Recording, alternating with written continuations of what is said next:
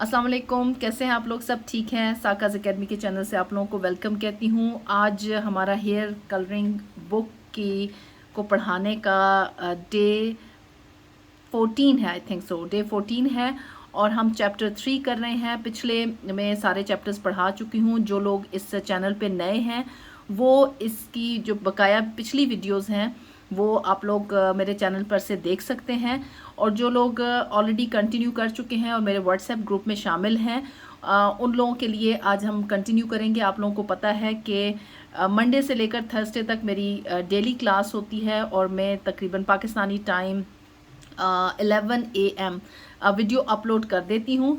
और जो जिन लोगों ने मेरी ये बुक ख़रीदी हुई है वो लोग इसमें शामिल हैं, मेरे व्हाट्सएप ग्रुप में ऐड हो जाते हैं, और अगर कोई सवाल जवाब होता है तो वो डायरेक्ट मुझसे कर सकते हैं। तो जो लोग नए हैं और वो मेरे व्हाट्सएप ग्रुप में शामिल होना चाहते हैं उसके लिए ज़रूरी ये है कि आप लोग बुक परचेज़ करें, और फिर आप साथ साथ जब मैं ये किताब पढ़ाती हूँ तो आप लोग उस वक्त ये साथ बुक आपके सामने होती है, और किसी किस्म का कोई सवाल होता है या कोई बात आपको समझ नहीं आती तो आप लोग पूछ सकते हैं मेरे व्हाट्सएप ग्रुप में। आज का हमारा जो टॉपिक है, मैंने लास्ट टाइम आपको ये कवर करवा दिया था, हमारा पेज नंबर 48 है, और हमारा आज का टॉपिक है हेयर कलर की अक़साम। मैं कंटिन्यू करती हूँ ताकि हम इसमें वीडियो ज़्यादा लेंथी ना हो जाए। हेयर कलरिंग प्रोडक्ट्स को अमूमन 2 कैटेगरीज में डाला जाता है। अच्छा, ये मैं आपको बता दूं कि जो हेयर कलर है ना, उसके हवाले से बहुत ज़्यादा लोगों को, स्टूडेंट्स को भी समझने में मुश्किल होती है कि हमें कैसे पता चलेगा कि ये कलर कौन सा है। तो आज इस टॉपिक में हम इसको, मैं कोशिश करूँगी कि मैं क्लियर कर सकूँ कि आप लोगों को कैसे पता चलेगा कि ये कलर मेटालिक है या नहीं है, ये ऑक्सीडेटिव कलर्स हैं। तो ये टॉपिक स्पेशली इस पर्पज़ के लिए है। हेयर कलरिंग प्रोडक्ट्स को अमूमन 2 कैटेगरीज में डाला जाता है, नॉन ऑक्सीडेटिव, ऑक्सीडेटिव। ये 2 तरह की कैटेगरीज होती हैं।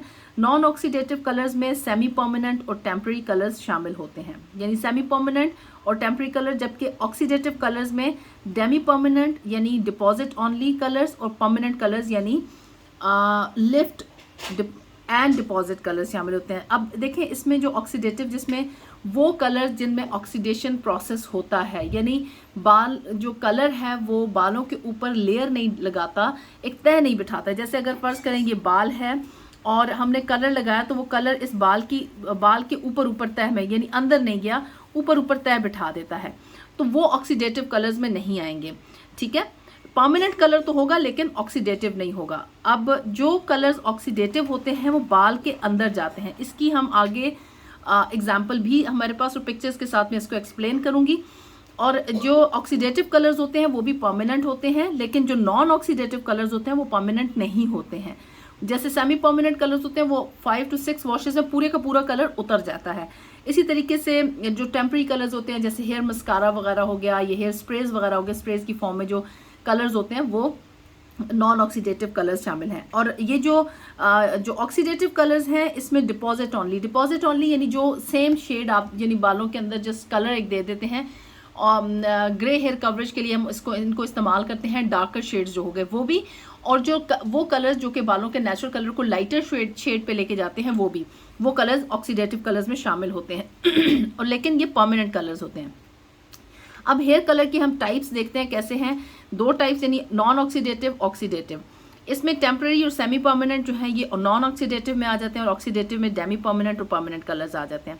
इन तमाम प्रोडक्ट्स को मास सिवाय टेम्पररी कलर्स के पैच टेस्ट की ज़रूरत होती है, यानी जितने भी हैं ये टेम्पररी कलर्स को छोड़ के इनको पैच टेस्ट की ज़रूरत होती है। जितनी भी परमानेंट हेयर कलर प्रोडक्ट्स या लाइटनर्स हैं उनमें डेवलपर या ऑक्सीडाइजिंग एजेंट और एल्कलाइन इंग्रेडिएंट्स मौजूद होते हैं, और इन एल्कलाइन इंग्रेडिएंट्स यानी अमोनिया या अमोनिया का मुतबादिल का कलरिंग में कुछ इस तरह का किरदार होता है।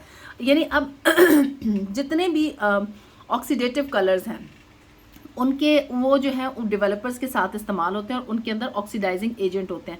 ऑक्सीडाइजिंग एजेंट यानी कि अल्कलाइन प्रोडक्ट्स होती हैं जिनके जो कि अमोनिया और हाइड्रोजन पेरोक्साइड जब आपस में मिलते हैं सॉरी, तो वो ऑक्सीडेशन प्रोसेस होता है जिससे बालों के कलर के लिफ्ट होने का प्रोसेस भी होता है, कलर डिपॉजिट भी होता है, यानी बाल के अंदर कलर भी जाता है, कलर के मॉलिक्यूल्स जाते हैं।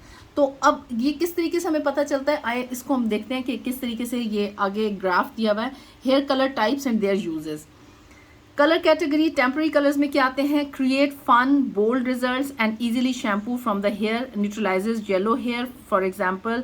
कलर मूस जो है ये टेम्पररी कलर में आते हैं। कलर शैम्पू आते हैं, हेयर मस्कारा आता है, कलर चॉक आते हैं, चॉक्स की फॉर्म में आजकल ये कलर मिलते हैं बालों के ऊपर, आप एक लट आप कलर कर लें, और कलर स्प्रे वगैरह। कलर स्प्रे जैसे ग्रे हेयर कवरेज के लिए भी हेयर स्प्रेज आ जाते हैं कि आपने फौरी तौर पे कहीं पार्टी में जाना है और आपने डाई नहीं किया हुआ और आपके बाल ग्रे हो गए हैं, तो ऐसे स्प्रे की फॉर्म में भी कलर्स आए हुए हैं कि आप जब स्प्रे करते हैं तो थोड़ी देर के लिए, वो आप थोड़ी देर के लिए तो नहीं, जब तक आप सर वॉश नहीं करते उस वक्त तक आपके बालों पर कलर आ जाता है।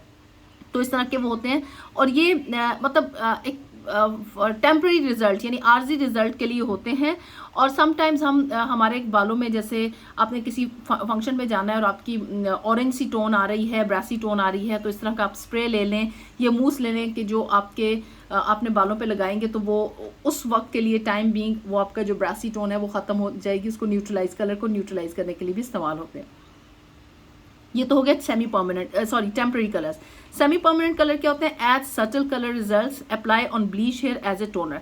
सेमी परमानेंट जो है ये सटल कलर मीन्स के सेम का शेड, जैसा आपके बालों का कलर है सेम वही शेड आप उसको, जैसे होता है ना समटाइम्स आप मुसलसल अगर स्ट्रॉन्ग शैम्पू यूज़ कर रहे हैं, आप डाई वगैरह कुछ नहीं करती हैं, लेकिन आप कोई स्ट्रॉन्ग शैम्पू यूज़ कर लिया, कोई स्विमिंग हो गई या कोई आपके बालों का अपना नेचुरल कलर किसी भी वजह से फेड होना शुरू हो गया, फीका पड़ गया, उसमें शाइन नहीं रही है, तो आप फौरी तौर पे आपने किसी फंक्शन में पार्टी में जाना है तो आप सेमी परमानेंट कलर को इस्तेमाल कर सकती हैं। और ये आपके बालों में ग्लॉस चमक सी ले आता है, बाल बड़े शाइनी, बड़े सिल्की से हो जाते हैं क्योंकि इसमें एक्स्ट्रा कंडीशनर्स होते हैं। और ये हम ब्लीच हेयर पे भी हम टोनर के तौर पे इस्तेमाल करते हैं, और क्योंकि इनका रिजल्ट, लेकिन ये बात याद रखें कि ये इनका रिजल्ट लॉन्ग लास्टिंग नहीं होता, ज़्यादा से ज़्यादा 6 to 8 वॉशेस में ये कलर उतर जाता है। अच्छा 6 to 8 वॉशेस भी आपको मैं ये बता दूं, अगर कोई बंदा या बंदी जो है उसकी शैम्पू करने की रूटीन ऐसे कि जब वो फर्स्ट एक दफ़ा बाथ ले रहा होता है, शैम्पू कर रहा होता है, सर्द हो रहा होता है, तो 2 दफ़ा, यानी बाज़ लोग होते हैं ना पहले एक दफ़ा शैम्पू लगाया फिर उसको निकाल दिया, फिर सेकंड टाइम फिर शैम्पू अप्लाई करते हैं, क्योंकि पहली दफ़ा तो चिकनाई वगैरह निकल जाती है, दूसरी दफ़ा जो होती है वो फिर आपके बालों में से जो मतलब उसको प्रॉपरली उसको वॉश करने के लिए हम 2 दफ़ा अपने बालों को शैम्पू करते हैं, तो वो आपका जो शैम्पू की काउंटिंग होगी वो 2 टाइम्स शैम्पू काउंट किया जाएगा। ऐसा नहीं होगा कि आपने एक दफ़ा यानी आपने बाथ लेते हुए अगर आपने 2 दफ़ा सर धोया तो आप कहें कि नहीं मैंने एक ही शैम्पू उसको काउंट करेंगे, ऐसा नहीं है। अगर आपने एक दफ़ा बाथ लेते हुए 2 दफ़ा अपने बालों को शैम्पू किया है तो वो 2 शैम्पूज काउंट होंगे, अगली दफ़ा फिर अगर आप 2 दफ़ा शैम्पू करती हैं तो फिर वो 4 हो जाएंगे। तो ये बात याद रखिएगा कि इनकी जो स्टे है सेमी परमानेंट कलर्स की ये ज़्यादा नहीं होती है। इसको आप जस्ट यानी अगर आपके बाल अपने बालों को डैमेज नहीं करना चाहती हैं, just for the time being अपने ग्लॉस देना चाहती हैं, तो आप सेमी परमानेंट कलर्स इस्तेमाल करें। और अगर आप किसी के बालों का कलर फेड हो गया है तो वो सेमी परमानेंट कलर यानी ग्रे हेयर कवरेज वगैरह भी कुछ नहीं है, तो वो परमानेंट कलर्स के बजाय वो सेमी परमानेंट कलर्स की तरफ जा सकता है। लेकिन एक बात याद रखिए कि सेमी कलर्स जो हैं ये इससे आप लाइटर टोन नहीं ले सकती हैं, जो आपके बालों का कलर है उसी को आप इन्हांस कर सकती हैं, आप लाइटर टोन में नहीं जा सकते, ठीक है। अब डेमी परमानेंट कलर्स पे आते हैं। ये blends grey hair, enhance natural colours, tones pre lightened hair, refresh faded colour, filler in colour correction. अच्छा जिन लोगों के नए बाल सफ़ेद होना शुरू होते हैं, बहुत ज़्यादा ग्रे नहीं है, तो वो डेमी परमानेंट कलर्स को इस्तेमाल कर सकते हैं। अच्छा डेमी परमानेंट कलर्स में ये होता है, परमानेंट तो होते हैं ये, लेकिन इनमें अमोनिया की क्वांटिटी कम होती है। एक चीज़ ये हो गई, ये अमोनिया ग्रे हेयर कवरेज करते हैं, लेकिन इनकी कवरेज बहुत ज़्यादा अच्छी नहीं होती है ग्रे हेयर के लिए। जैसे अमोनिया फ्री कलर्स हैं वो डेमी परमानेंट कलर्स में आते हैं। ये फिर आपके नेचुरल कलर को इन्हांस करते हैं, यानी अगर आप सेमी परमानेंट कलर, आपकी ग्रे हेयर कवरेज भी थोड़ी बहुत है और आपके बाल जो हैं वो फेड भी हो रहे हैं, तो आप डेमी परमानेंट कलर्स के बजाय डेमी परमानेंट कलर्स की तरफ चले जाएं, और वो उसमें ये होगा कि आपके बाल ज़्यादा यानी जो ज़्यादा परमानेंट जो कलर्स होते हैं वो बालों को, अगर आप ज़्यादा इसको इस्तेमाल करते हैं तो बाल ड्राई होना शुरू हो जाते हैं, तो उसकी निस्बत अगर आपकी ग्रे हेयर कवरेज इतनी ज़्यादा नहीं है तो आप डेमी परमानेंट कलर्स की तरफ जाएं। फिर उसके बाद ये हैं टोन्स प्री लाइटेंड हेयर। ये अगर पहले से अपने बाल ब्लीच किए हैं तो आपने उनको एज ए टोनर इस्तेमाल करना है, तो डेमी परमानेंट कलर्स बेस्ट हैं। डेमी परमानेंट कलर से मतलब ये है कि ये अमोनिया फ्री कलर, ठीक है। और रिफ्रेशेस फेडेड कलर, जो फेड हो जाता है बालों का कलर, अगर आप डाई कर रहे हैं, मुसलसल आप डाई कर रहे हैं, आपके बालों का कलर फेड हो गया, तो बजाय परमानेंट कलर को इस्तेमाल करने के आप डेमी परमानेंट कलर्स इस्तेमाल कर लें तो वो ज़्यादा बेहतर है। और फिलर्स, इन कलर करेक्शन ये फिलर के तौर पे भी इस्तेमाल होते हैं। और फिलर्स क्या है, ये मैं आगे, इस पूरा एक टॉपिक है फिलर्स के ऊपर, वो हम फिर देखेंगे कि फिलर्स क्या है, फिर उसके बारे में मैं आपको बताऊंगी। अब अगला आ जाता है परमानेंट कलर्स। अब परमानेंट कलर्स क्या है कि चेंजेस एग्जिस्टिंग हेयर कलर, यानी जो आपके बालों का इस वक्त कोई भी, अगर आपके बालों का कलर डार्क ब्राउन है और आप लाइट ब्राउन में जाना चाहती हैं तो आप परमानेंट कलर से जा सकती हैं। आप डार्क ब्लॉन्ड में जाना चाहती हैं, आप जा सकती हैं। विदाउट ब्लीच आप 2 से 3 लेवल अपने बालों के कलर को लिफ्ट कर सकती हैं। ग्रे हेयर कवरेज इनके साथ बहुत अच्छी होती है। और ये अगर आप ब्राइटर लुक देना चाहती हैं, नेचुरल ब्राइट और नेचुरल लुकिंग हेयर कलर आप उसमें क्रिएट करना चाहती हैं, तो ये जो परमानेंट कलर्स हैं ये उसके लिए बेस्ट हैं। तो ये मैंने आपको बताया कि कलर कैटेगरीज और उसकी इस्तेमाल कैसे कैसे होता है।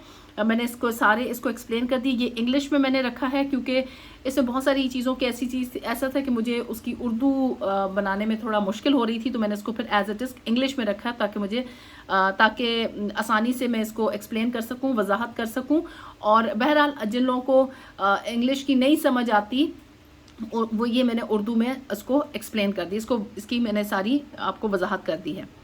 जब परमानेंट हेयर कलरिंग प्रोडक्ट्स में मौजूद एमोनिया और डेवलपर्स आपस में मिलते हैं तो एक कीमियाई अमल वजूद में आता है जिसे ऑक्सीडेशन का अमल या अमले तकसीद कहते हैं। इस अमल के दौरान बालों के क्यूटिकल खुल जाते हैं और कलर का पिगमेंट बालों के कॉर्टेक्स में दाखिल हो जाता है। ये मैंने पीछे आपको इस प्रोसेस का काफ़ी तफसील से वजाहत की हुई है, इसके बारे में बताया हुआ है।